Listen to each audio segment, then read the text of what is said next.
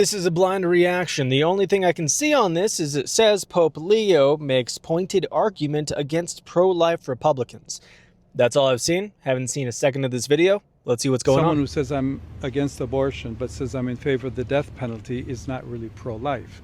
So someone who says that I'm against abortion but I'm in agreement with the inhuman treatment of immigrants who are in the United States, I don't know if that's pro-life. So they're very complex issues.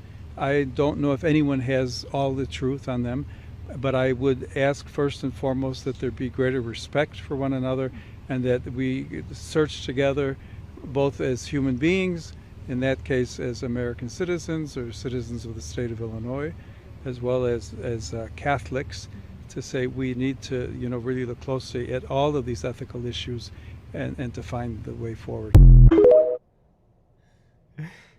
Did that surprise anybody?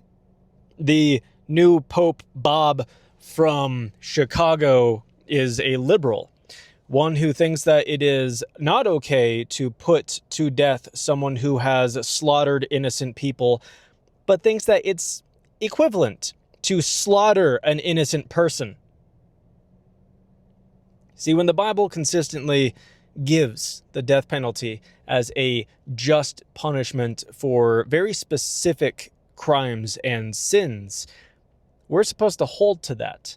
Catholics, of course, they changed the Catholic Catechism, where they actually altered it a while back in order to say that the death penalty was a no-no for them. And so he's holding to Catholicism, which is in opposition to the death penalty. But it's just to try to make that kind of comparison to like, hey, this guy literally walked inside of a school and slaughtered children. If we put him to death, that is the same as if we rip a baby piece from piece inside of its mother's womb and then pull it out and pretend nothing happened. How dare you be so disgustingly absurd? And I mean, the previous pope was a communist. This one is seemingly the same. He's obviously hyper-liberal. And so in regards to illegal immigration, obviously there has to be borders. The Bible is very in support of legal immigration. What that would be is where if there are borders, you have to abide by the laws and rules within the country that you're entering. Because entering into the United States is illegal. It is illegal to come here without permission. Same way that if someone walked into your house, it is illegal for them to enter into your house without permission. That would be breaking and entering. So you have to just hold the Bible as the ultimate source of authority, because for this guy to be like, we don't know if anyone has the full truth on this. The Bible does. The Bible does.